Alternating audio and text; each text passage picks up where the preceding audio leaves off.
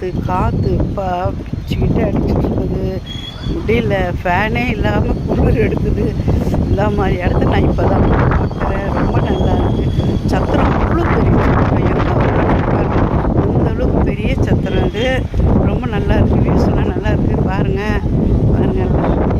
ஆனால் வேப்ப மரம் தான் நிறைய இருக்குது. வேப்ப மரத்தை பார்க்குறப்போ ரொம்ப சந்தோஷமாக இருக்குது.